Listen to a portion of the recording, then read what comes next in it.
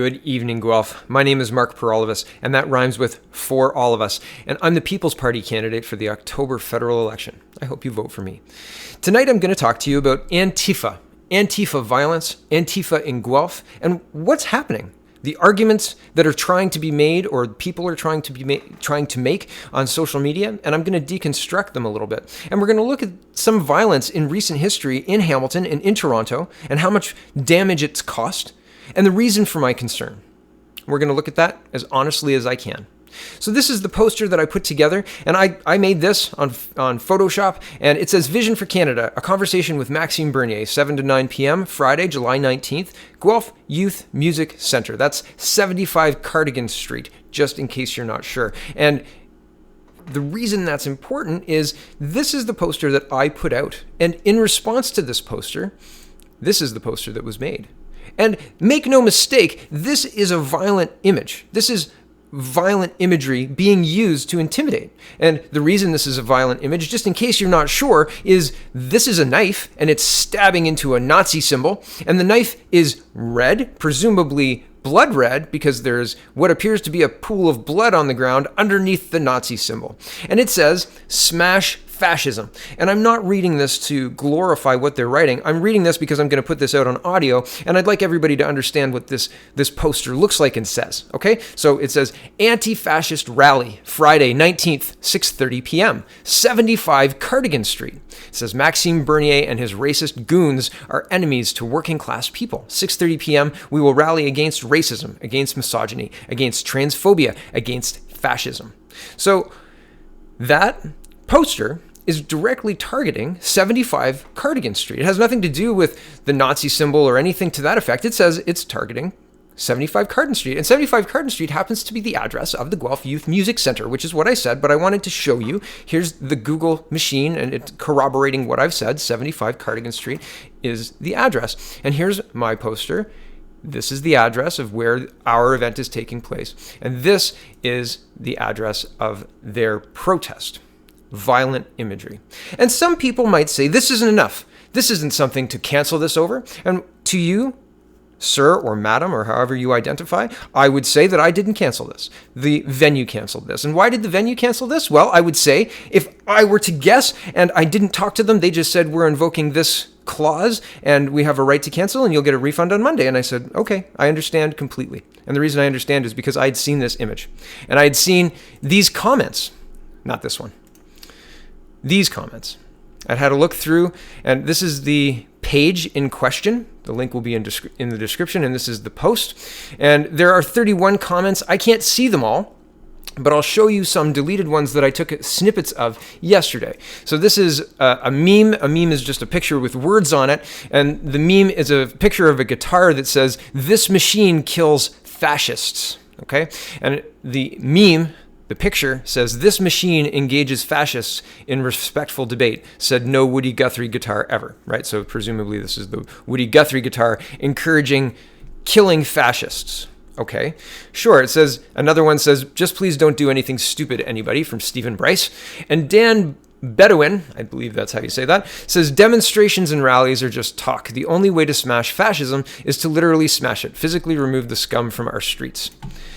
And this one says, "I can't make it. I'll be at work in Burlington until at least 6. Solidarity, siblings, smash the fash." And maybe that's not enough for you either. And we'll get to the history of violence in the recent past, in recent history, from Antifa and Antifa affiliated groups. But first I want you to read this, or I'm going to read this article. I'd like to go through it. This is on Guelph Today, and this was posted 14 hours ago, earlier today, and there's been a lot of people and press trying to get a hold of me. I apologize. I got home late, and my kids got to bed late, and I haven't been able to get back to anybody, but here's my best attempt at explaining things, and I will put out a press release tomorrow. Okay, so Guelph Today,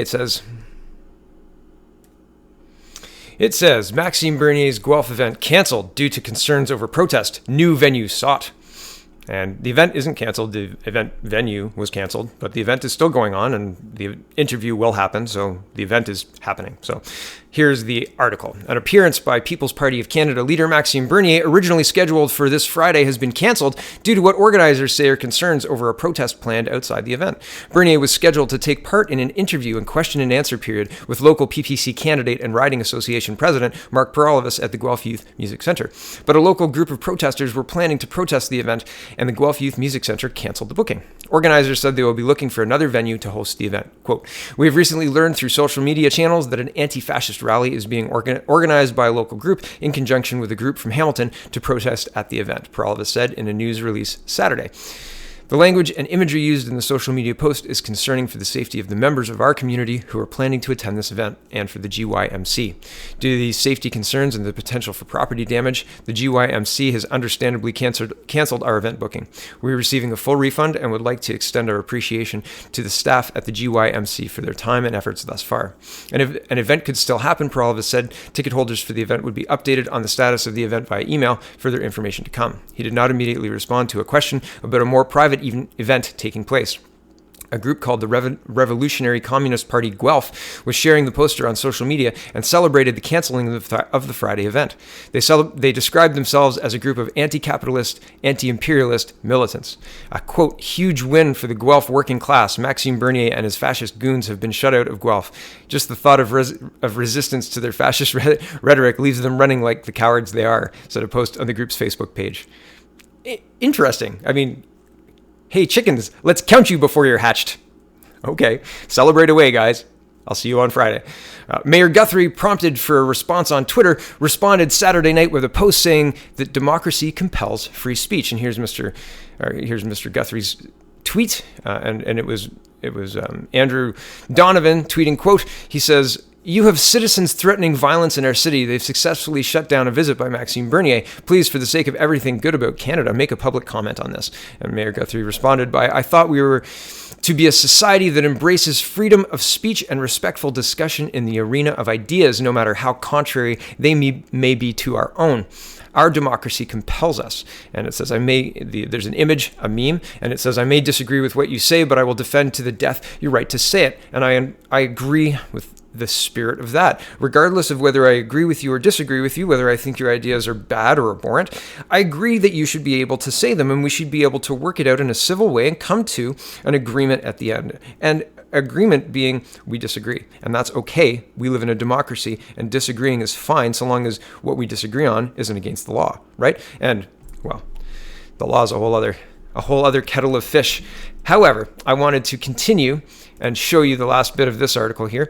Earlier in the day, the GYMC issued a statement saying that they did not book Bernier, as some social media posts claimed, but only rented a room to a local organization, something they do regularly. Quote, "It has come to the attention of the Guelph Youth Music Centre that certain social media posts are claiming that the GYMC has invited Maxime Bernier of the People's Party of Canada to speak at a July 19th event. This claim is false and defamatory, as we have not invited the PPC. The PPC are simply renting space at the GYMC," their statement said hours before canceling the booking.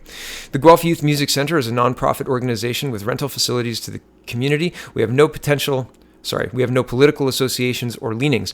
We have no part in the organization of this event." An online petition started by Guelph resident and activist Jamie Gibson, seeking to get the appearance canceled, had 87 signatures in a day.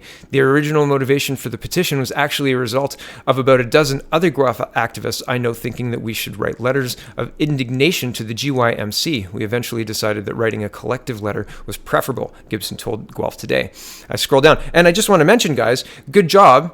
Well done. What you've done is taken the funding and money that we would have spent on this local nonprofit and forced us to spend it somewhere else. So what you've done is reduced funding for local Guelph music and arts.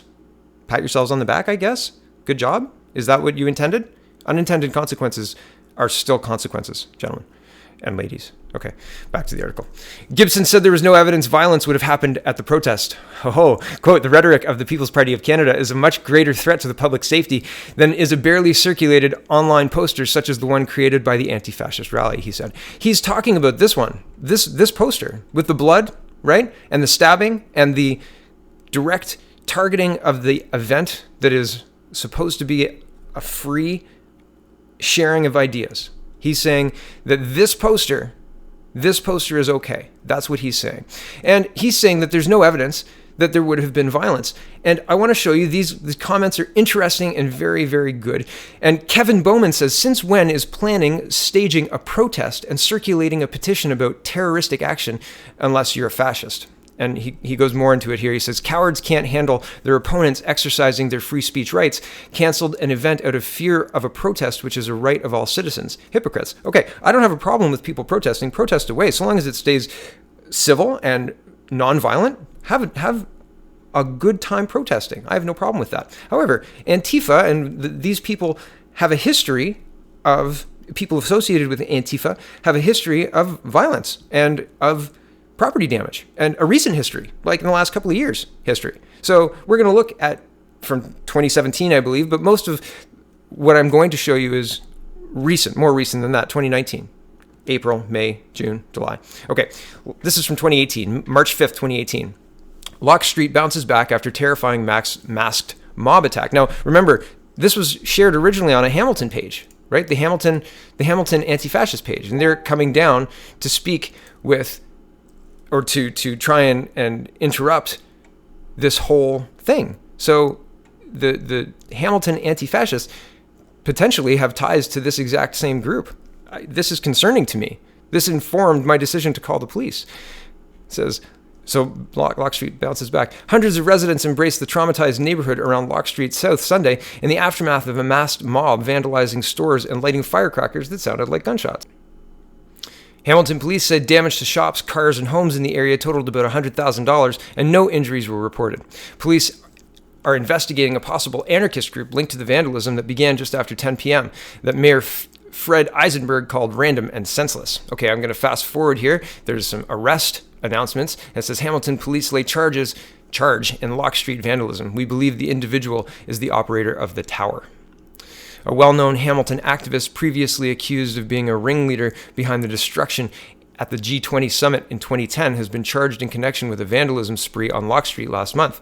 On March 3rd, a masked mob of about 30 people in black clothing marched down Locke Street, throwing rocks at cars and businesses, breaking windows and lighting fireworks. They caused about $100,000 damage. Late Friday morning, Hamilton police announced they had arrested Peter Hopperton, 31 at a residence near Cannon and Hess Streets, a place where they were also searching for evidence that morning. He is charged with conspiracy to commit an indictable offense. So this is what they look like. They've got the hoods. It's very Antifa. If you're paying attention to Andy No, and if you don't know who that is, I'll show you. This is exactly the same modus operandi. This is last year in Canada. Here is arrests. This is the Munk debate, and this was November 2nd in Toronto in 2018, last November. It says, arrests, violence at protest against Munk debate hosting Steve Bannon. Hundreds of protesters massed outside Roy Thomson Hall tonight in a demonstration against the Munk debate featuring Steve Bannon and David Frum. Police have beaten protesters with batons, pepper sprayed the crowd, and arrested a number of demonstrators. I scroll down. The protest began outside the hall but moved onto Simcoe Street, which was shut down for the demonstration. As attendees began to line up to enter the venue, protesters converged on the police barricades yelling shame at the line into Roy Thomson Hall. Protesters were also asking police, who do you protect? The pepper spraying began as groups of masked protesters pushed along the barricade, opposing the attendees who were trying to enter the venue. Police with batons were called in when protesters attempted to jump the barricade into Roy Thomson Hall. Toronto police have reported that 12 people were arrested, facing various charges. In addition, 2 police officers suffered fairly minor injuries, as one officer was hit with a stick and another was punched in the face. Among the groups that attended the protest were U of T Flying Squad, an activist wing of U of T Union, the Ontario Public Interest Research Group, a volunteer-based group at U of T, and Toronto Antifa, a left-wing anti-fascist group. So these people are already committing violent acts. Here is these people with the head coverings, I believe, are Antifa, and we can see in the clip, I'm going to show it a couple of times. It's only 18 seconds. You can see the masked person attack somebody from behind. The person he attacks is carrying a flag, and he attacks him, and then the bike helmet guy smacks the same guy who attacked the other guy unprovoked in the face with the bike helmet. Then the bike helmet guy starts smacking other people in the face with the bike helmet. This is the kind of violence that is contagious because you don't know what's going on. People are getting hit just out of nowhere, and a big mob formed really, really fast. This is the kind of stuff that gets out of hand very quickly, and this is the kind of stuff that I abhor, I don't want to see at all. This is the dangerous side of this. This kind of stuff turns in an instant, and it's unbelievably fast. And by the way, this article is about how the guy with the helmet is charged, and the guys with the face coverings, no charges. Here we go. 18 seconds, and I'll probably show it twice just to show you what I mean. I'm going to maybe talk through it too. Here we go. You murdered Jesus Christ by promoting the There. See? Attack. Follow him. Bicycle helmet. Okay, here he's over here. Bicycle helmet. Okay, so this guy. So, and here he is. Right? So, even with police presence, this happened like that. Unbelievable. There's still more. Here is the post-millennial itemizing, and there's more, as I've said, but this goes through a bunch of different Antifa attacks. It mentions some of the ones I've already mentioned as well. And here is another one. This is the Locke St. This is another person charged in the Locke St vandalism case. These are just links I'd like you to go through, or I'm giving for extra reading context, etc. Hamilton Man, this is going back to 2011. And so these are just reading for context. This one was July 2nd, and this is a conservative writer, Andy No, details attack at Portland protest. If you haven't seen this, well, the video is here. Link is in the description. I'm just going to read this really quickly. A clash with demonstrators Saturday left conservative writer Andy No with a brain hemorrhage. He wrote an opinion piece in the Wall Street Journal on Tuesday. No, who described himself as a gay journalist of color, said he could have up to 6 months of memory loss from the hemorrhage after he was beaten at an event for Antifa, a left-leaning militant group. He said he also suffered a ripped earlobe. He described being punched and kicked by about a dozen people dressed all in black, which he said was typical clothing for members of Antifa. And Joe Biden as well is condemning the Antifa attack, just in case you like Joe Biden. Biden condemns violent Antifa assault on conservative journalist Andy No, right? Here we go. So I think that within the context of the violence that Antifa has shown within Canada in the last couple of years, and outside of Canada in very recent past, but even in the last 6 months, there have been Portland almost every Saturday is taken over by Antifa thugs, and I think they say, "Whose street? Our street," and they walk up and down the street, which is incredible to watch in this day and age. Like, that's not how this is supposed to work. And threatening violence through images, or threatening violence directly through comments on Hamilton anti-fascist, against fascism posts, talking about killing fascists and saying that demonstrations and rallies are only talk. The only way to smash fascism is to literally smash it, physically remove the scum from our streets. These are violent statements.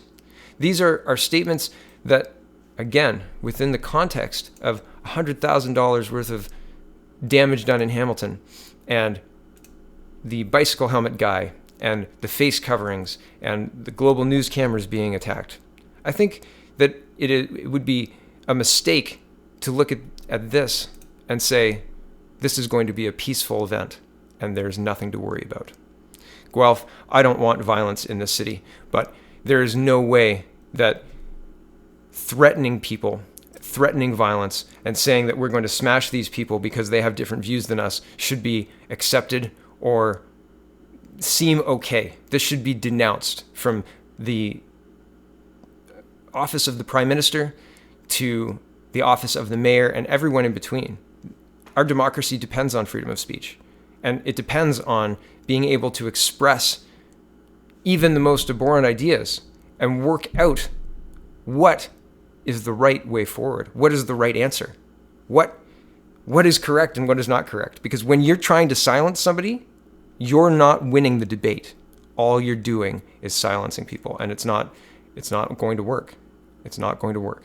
So I hope to see you on Friday.